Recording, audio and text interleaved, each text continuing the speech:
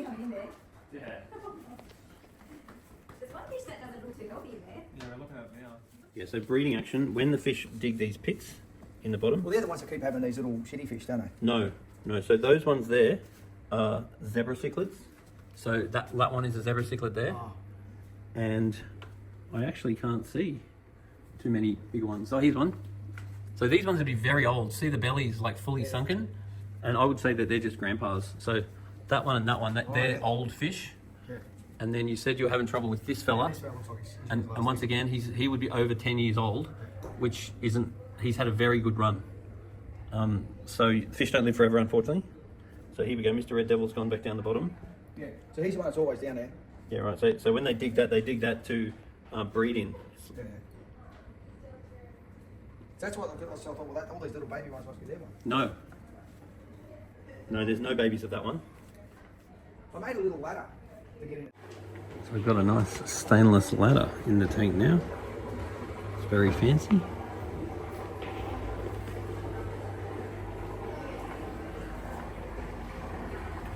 Jade perch's loving life.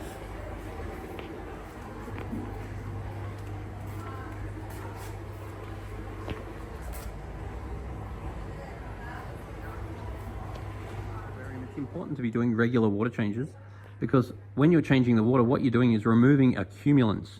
Now, accumulants are just basically a name that we use for everything that accumulates in your aquarium. And if your aquarium will evaporate very quickly, and if you're just filling it up again, then that's just a top-up. And then you just got to use some water agent to make sure you're not getting chlorine in the water. But if you want to get rid of accumulants, you need to do water changes, not top-ups, because a top-up is just going to reconcentrate the accumulants that stay in the water. What we've got to do is take some water out, then put fresh water in order to get rid of accumulants. Now, over time, the water creates what's called a Gilvan tint, which is a little bit of a yellow tint in the water. And that just means that there's biological activity in the water. And the more biological activity you have in the water, the more Gilvan tint you'll have in the water, so the more yellow the water is. And here's a really great example, because when you look through the aquarium, you're sort of seeing a greeny color. Whereas if you look straight into the pool, that's blue. Now, once again, that back wall is looking straight into that pool, which is purely green compared to purely blue. Now, if you change the water more often, then the water will go bluer. Well, it'll look bluer. And if you added activated carbon, then activated carbon will take the Gilvan tint out of the water and then make the water be clear again, so the back would be blue. So regular water changes or activated carbon are the ways of clearing up the water. But it's very normal for water to go a little bit yellowish if it hasn't been changed, and particularly if there's a lot of biological activity, which a tank like this would have a lot of biological activity because of the amount of fish and the size of some of these fish. Here at the moment, the ammonia is pretty well zero. I'm not going to say it's exactly zero. It's close to zero. Nitrite is pretty well zero. Nitrate is only low. pH is alkaline. Where's he going? The KH is 4, so I'd like to get that a little bit higher. And the GH is quite low, sort of about 4. So a couple of things I would like to do today. Once we've finished the job, I would like to raise the GH of the water. That'll help the fish's immune system, help their body slime, and a whole lot of other stuff. And I would like to raise the KH a bit too, because the KH is on the low side. Fish keeping is 50% water quality and 50% food quality. So in this tank, it gets the best food you can get. So food is definitely not the problem. And then as far as looking at the fish are concerned, deciding what to feed is obviously a big thing. Quality is the key. But then deciding how much to feed is a big thing too. Now, looking at these fish, most of these fish are actually quite good as far as whether they're fat or skinny is concerned. And making decisions on whether fish are fat or skinny needs to be considered by the average fish. Because it's very common that there's a fat fish and it's very common that there's a skinny fish. But if you've got a whole bunch of fish a certain size, and then you get a fish that just won't put on weight, then it can be the age of the fish too. Because this fella here, you can see it's got a very sunken belly and he really isn't looking great. Now, we don't know how old this fish is, and it's very possible this is a 10-year-old fish, because even though it's not a full-size Oscar, this one here is, we don't know what size tank it was grown up in, because this guy might have spent 5 years of its life in a tank that was too small, therefore could actually be stunted. I think it's been in this tank for a very long time, so this is not a young fish. but it could be a very old fish. So when they start looking haggard like that, there's basically nothing that you can really do about it, except make sure the water quality is good and make sure that the food quality is good. Now also Mr. Dovii here, he used to be Josh's pet, and he lived in the sump of Majestic Aquarium for a very, very long time, because Josh decided to keep this fish as a pet fish, working at Majestic Aquariums. So this was Josh's fish here, and this fish would be over 10 years old. So she's really starting to look pretty raggedy now. She's a very, very large Dovii. I would say this is the largest Dovii I've ever seen. And mind you, this tank is so big that you really don't get a bearing of how big this fish is. This is an over 30 centimeter fish, but it is starting to look old. So ultimately, nothing lives forever, and either the fish. So with most of your cichlids, just consider 4 to 7 years a pretty natural life. But mind you, you'll hear stories of much more than that, but it's definitely not the norm. So 4 to 7 years is a common full age, but your 15 years and your 20 years and so forth, you hear every now and then, but it's definitely not what you necessarily expect.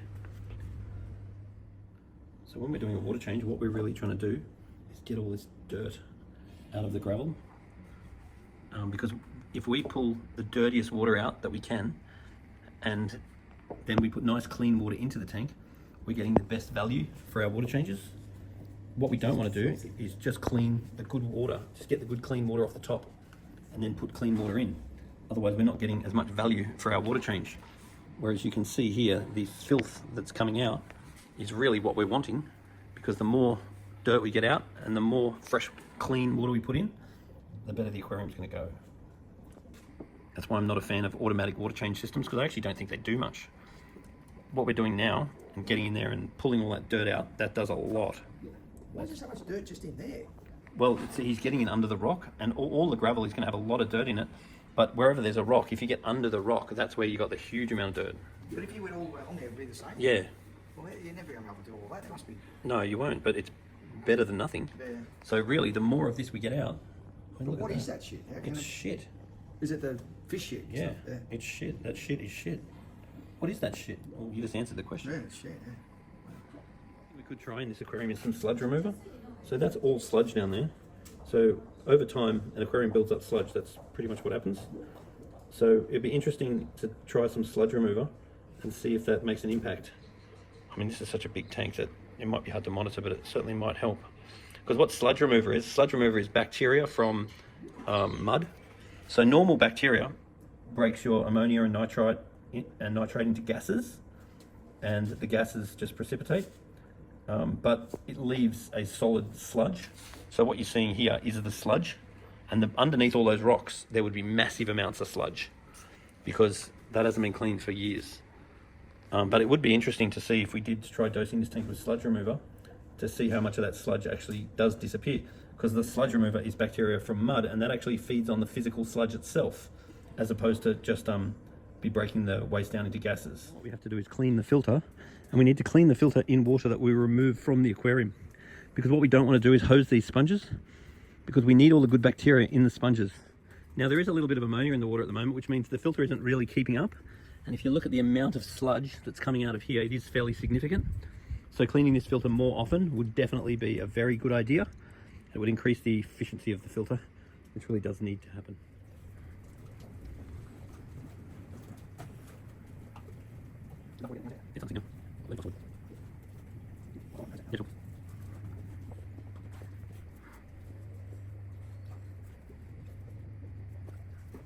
And now we're topping up the aquarium. So what we want is fill up 5 centimeters, then we want to dose it with some safe, then fill it up another 5 centimeters, dose it with safe until we're full. That'll make sure the chlorines and chloromones and stuff are out of the water. Then take a sample of water down to the shop, and if they tell you that the KH is a bit low, we want to add more of this one. It says KH on it. I just added it now, and that's another reason why the water is extra cloudy, because the KH will make the water a little bit cloudy temporarily. And then if they tell you the GH is a little bit low, then you can add some of this one, and some was added now. So those two levels are easily rectified. If the level is too low, you can just add more. If the level is too high, then don't stress, but next time you do a water change, you don't need to add any. So the water change is done, water test is done, treating the water is done, cleaning cleaning the filter is done. So now we just slowly fill her up. And then these fish should be quite happy. Now you're really wanting to be doing water changes about every 2 to 4 weeks. Just change a little bit of water in a perfect world. So dump something out. Yeah, just dump a bit in and chuck a bit in. Okay, yeah. And if you're doing small amounts regularly, it's much better than doing big amounts. Oh, okay, yeah. And then obviously how often you need to gravel clean is governed by how dirty the gravel is. And obviously it's really dirty. So in a perfect world, we'd probably come and gravel clean every month until it's not so bad. That would be in a perfect world. And then the filter is the same. So the filter was very, very dirty. So in a perfect world, you would be filter cleaning more often until you understand your inputs and outputs. Now, what I mean by inputs and outputs is that you've got a certain amount of fish and they produce a certain amount of waste. So if you're regularly doing the gravel clean, then the gravel will be relatively clean when you do it. And if you're cleaning the filter and you're doing it regularly, it'll be relatively clean when you do it. So therefore, you'll be in a good position. On the other hand, if you're cleaning it too often, then you go to clean it and it's sort of like not much point cleaning it because it's already clean, same as your filter. And then on the other hand, we don't really want situations like today where obviously it has been a little while since it's got done. So the more regularly that we're doing the maintenance, regular small maintenance is really much better than big ones. It's a lot less stress on the fish. The other thing about a fish tank too is change is king. So this has got a particular look and it's got a particular combination of fish. Mind you, this tank's so big you get away with anything as far as fish are concerned. Then I find that you'll really enjoy the tank set up in a particular way for about a year, and then you'll like it for a year, and then you've seen it. And the key to passion is change. So every now and then, it's easier said than done with the tank this big. Particularly with the wife. Yeah, well, but It's hard to change that. change is king. Yeah, so don't go asking me for marriage advice. Definitely not you. That would be that'd be expensive advice. Change is king. I think I need to put a crocodile in there then. Yeah, well, that's an option. Something a bit different. That is different. What about a mermaid? I had a mermaid once. Yeah. They charge by the hour, but it makes a good party.